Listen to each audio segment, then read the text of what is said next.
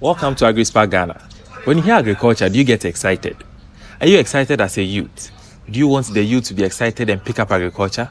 This is what this channel is about, igniting the youth interest in agriculture. And as we do always, today too, we bring you an exciting episode. And on this episode, it is just a conversation with the man, Mr. Samuel Nobel, on why AgriSpark Ghana exists, AgriSpark Ghana's mandate, challenges we face in agriculture, and the opportunities we have as youth. Join us as we delve into this conversation. I hope by the end, I'll learn as much as you've learned, and I'll learn as much as you want to learn. Thank you very much, and don't forget to hit the subscribe button. Welcome, Mr. Nobel.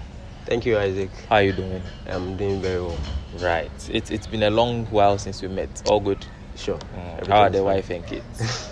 I'm a student. Oh, right. Sorry about that. So, no, very soon. Eh? Sure, I'm hoping so. Sure. So, as we are promoting agriculture, we are promoting family also. Right. Sure. So, let's get into it. AgriSpark. I see you wearing your shirt. Yeah. Talk to us about AgriSpark. Yes. So, the whole idea of AgriSpark started by a report that we chanced on, or I personally chanced on, which was from Ministry of Food and Agriculture. And okay. When I read the report, the take home that I had was that just 5% of the Ghanaian youth population are into agriculture. So if you pick 100 people, you are likely to find just 5 of them who are engaged in agricultural activities. Right. And so personally, I saw that to be a threat to our food security. Because if we cry for the investments in terms of finance, the input and all of that, and we don't have the human resources to operate them, at the end of the day, we are still where we are. And so I decided to come up with something or an initiative that will help us ignite the youth interest. In fact, some of them want to go into agriculture, but they've not been exposed to some of the opportunities and the other aspects that are very interesting. When we say agriculture, most often it is only limited to just the primary production, which most of the youth are not willing to be engaged in that aspect.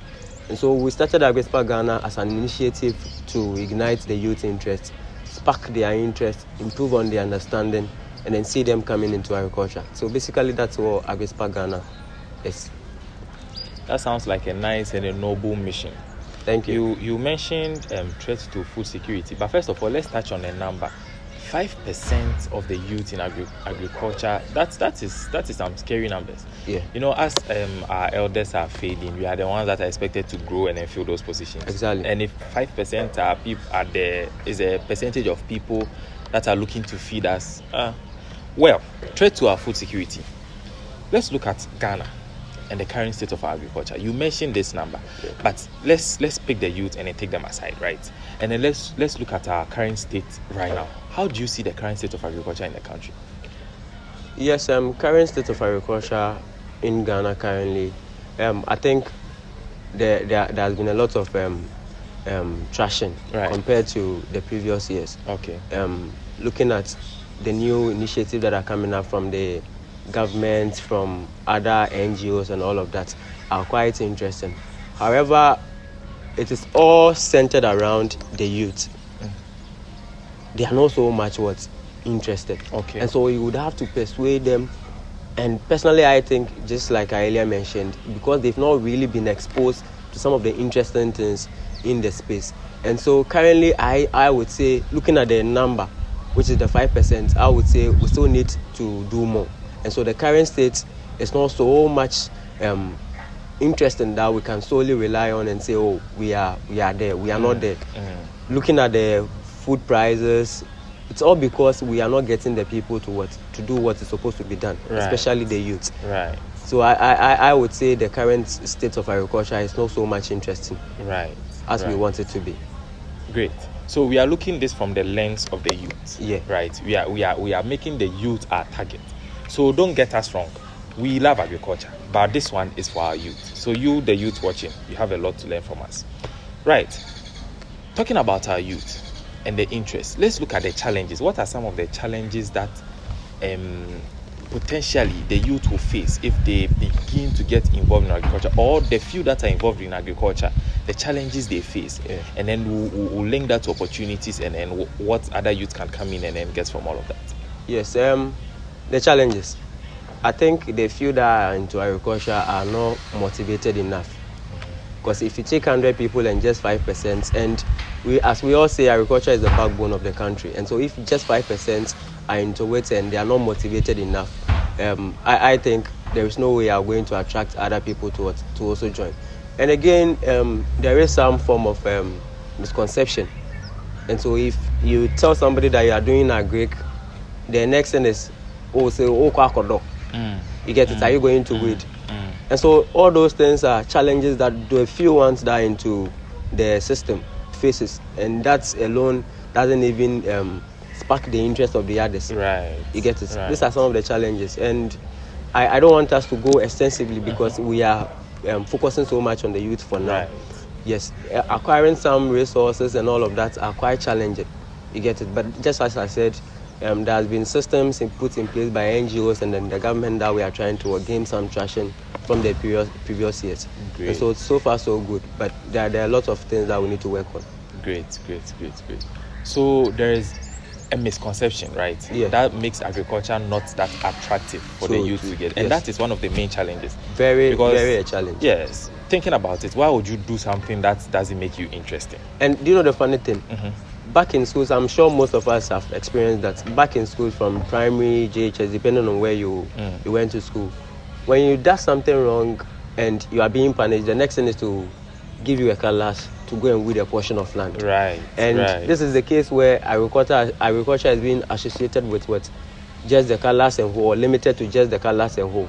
And so if you go to the university, pursue a degree, and then come and do agric, it means you are coming back to punish yourself. Yeah, because you've been weeding as a punishment. Sure. So that has been there, and then it has eaten the minds of most of the youth. Yesterday, I approached a lady, asking her if she would love to be engaged in any agricultural activity, and said no. Why? Because she doesn't want to weed. And so I explained that there are lots of things that you can do along the agri-value chain, which are very interesting. You get it? And from there, she began to love the whole conversation that we were having, and to the extent of taking my contact to get in touch later for another conversation and all of that. Right. Another example is a message that I received from an unknown number, which was saying that the younger brother wants to go into agriculture, but the parents are saying agriculture is not supposed to be learnt in school.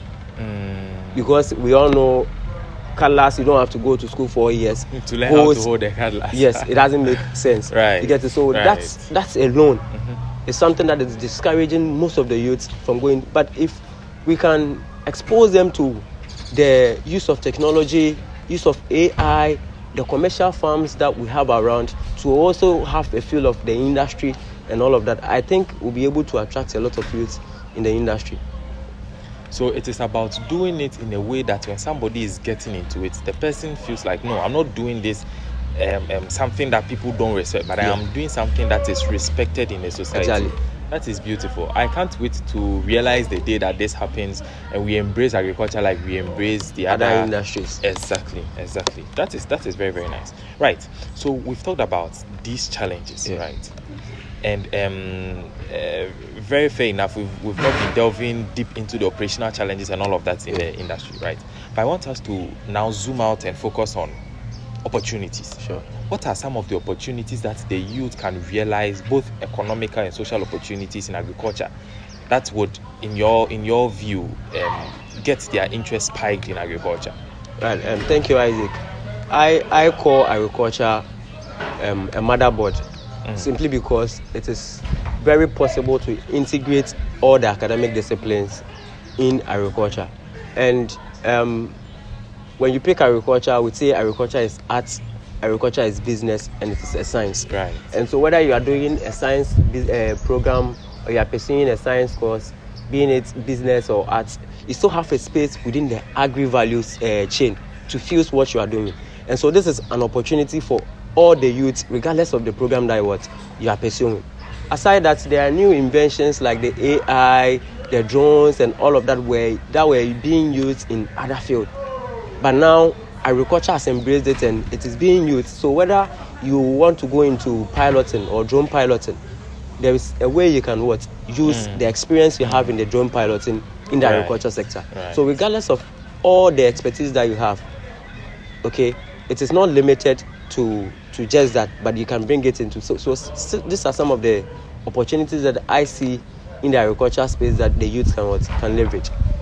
So as a youth, from what I get from what we just mentioned, you just mentioned, right? As a youth, your skills that you've acquired can, in one way or the other, be employed in agriculture. So it doesn't necessarily have to be primary production, but like he mentioned, you as a technical person, you as an IT person, your skills can be used in agriculture, isn't it? Exactly. Right. And you know, if somebody is into sports, how to take sports pictures, probably on the football pitch, how somebody would take pictures might be different from how somebody would take pictures on the farm. So let's take a photographer, for instance. A photographer alone cannot earn you a space in the agri sector if you don't understand the industry. Right. So you might want to be a photographer, but there is still a way to go about it. That is understanding the agri and then fusing it in. So it's all boiled down to bringing your expertise and then wanting to understand the agri and then you fuse it in. That is basically that. Right. So basically, if you want to know how to integrate that, AgriSpark is here to help you as a youth on how to integrate what you have as a profession or as an interest into agriculture. And trust me, the one that you think can't be integrated is the one that can be integrated the most. So contact AgriSpark Ghana. Right, at this point in the conversation, I want us to summarize all what we've said for our viewers, and also to give our watchers and our viewers a proposal, I don't know, in terms of partnership and all of that. So the floor is yours, Mr. Annabelle, for that. Yes, I think to summarize everything, we all have a role to play. In fact, it is a collective effort from stakeholders, from governments to NGOs to media especially. Because, you know, the media goes very far. And so if the media is going to paint a very good picture about agriculture, we'll see, and most of us are on the media, being the social or the traditional media. We are on there. So if the media is going to paint a very good picture about agriculture, we'll see a lot of youth going there. So it is a collective effort from the youth, from the NGOs, from governments, from media, all the people involved or all the actors involved. And so we are calling on all of us to join hands together. Nobody is isolated. In fact, we need to do this together. And so we are calling on all the stakeholders to come together to make this a reality.